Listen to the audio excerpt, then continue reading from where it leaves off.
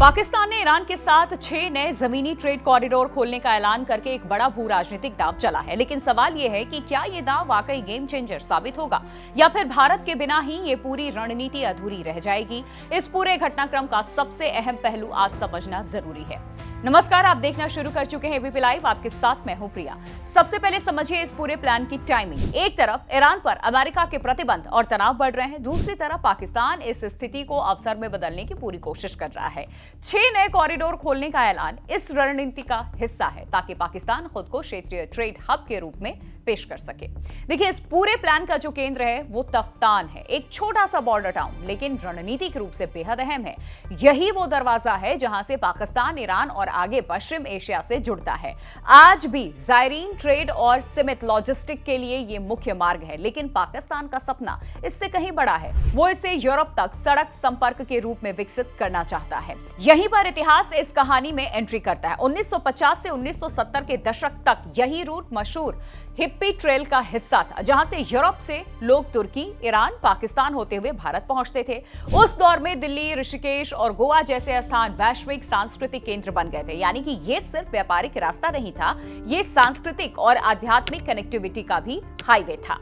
लेकिन ये रूट बंद क्यों हुआ? तो इसका जवाब जानिए आप। ईरान की इस्लामिक क्रांति और अफगानिस्तान संघर्ष, इन घटनाओं ने पूरे क्षेत्र को अस्थिर कर दिया और ये ऐतिहासिक मार्ग लगभग खत्म सा हो गया। अब पाकिस्तान उसे इतिहास को दोबारा जिंदा करना चाहता है, लेकिन इस बार एक नए खिलाड़ी के साथ, वो है चीन। चीन का बेल्ट एंड रोड इनिशिएटिव यानी कि BRI इस पूरे प्लान की रीढ़ है और इसी के तहत चीन पाकिस्तान आर्थिक गलियारा पहले से ही पाकिस्तान के अंदर इंफ्रास्ट्रक्चर बना रहा है। अब अगर तफ्तान को इसमें जोड़ दिया जाता है तो चीन को ईरान और आगे यूरोप तक एक नया लैंड रूट मिल सकता है। लेकिन चीन के लिए यह सिर्फ व्यापार नहीं बल्कि ऊर्जा सुरक्षा का भी सवाल है। आज चीन का बड़ा हिस्सा तेल आयात समुद्री रास्तों से होता है, खास तौर पर यहां मलक्का स्ट्रेट के जरिए। अगर तफ्तान रूट काम करता है तो उसे एक वैकल्पिक और रणनीतिक रूप से सुरक्षित रास्ता मिल सकता है और वही इस पूरी कहानी का टर्निंग पॉइंट है, वो है भारत। एक्सपर्ट क्यों कह रहे हैं कि भारत के बिना ये प्लान अधूरा रह जाएगा? इसके पीछे 3 बड़े कारण हैं, ये आपको बताते हैं। देखिए, सबसे पहला कारण मार्केट। भारत दुनिया की सबसे बड़ी उपभोक्ता अर्थव्यवस्थाओं में से एक है। कोई भी ट्रांस रीजनल कॉरिडोर तब तक पूरी तरह सफल नहीं माना जाता जब तक वो बड़े बाजारों से न जुड़ा हो। भारत के बिना ये कॉरिडोर पास थ्रू रूट तो बन सकता है, लेकिन डेस्टिनेशन मार्केट कभी नहीं बन पाएगा। दूसरी बड़ी वजह टूरिज्म और सांस्कृतिक कनेक्ट। भारत वैश्विक स्तर पर आध्यात्मिक, मेडिकल और सांस्कृतिक पर्यटन का हब बन चुका है।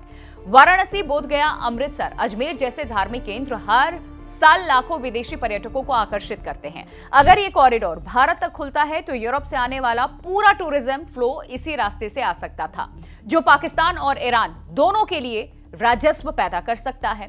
वहीं तीसरी सबसे बड़ी बात भू राजनीतिक विश्वसनीयता। वर्तमान में पाकिस्तान के बलूचिस्तान क्षेत्र में सुरक्षा चुनौतियां, तस्करी और अस्थिरता बड़ी चिंता है।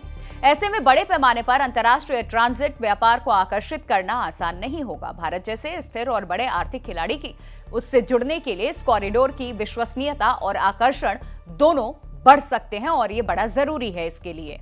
तो क्या पाकिस्तान का ये प्लान पूरी तरह फेल हो जाएगा? ऐसा कहना जल्दबाजी होगी, लेकिन ये चीन और ईरान के लिए एक सीमित रणनीतिक विकल्प जरूर बन सकता है, खास तौर पर ऊर्जा और क्षेत्रीय कनेक्टिविटी के लिए। लेकिन जिस स्केल और प्रभाव की कल्पना की जा रही है, यानी कि यूरोप से दक्षिण एशिया तक बड़ा आर्थिक और सांस्कृतिक कॉरिडोर, वो भारत के बिना हासिल करना बेहद मुश्किल है। और आखिर में ये सिर्फ एक सड़क या ट्रेड रूट की कहानी तक नहीं है, ये उस बड़े खेल की कहानी है जहां भूगोल, इतिहास, अर्थव्यवस्था और राजनीति ऑल इंटरसेक्ट। यानी कि पाकिस्तान में चाल तो चलती है, लेकिन इस गेम में जीत तभी होगी जब सबसे बड़ा मोहरा भारत बोर्ड पर मौजूद हो।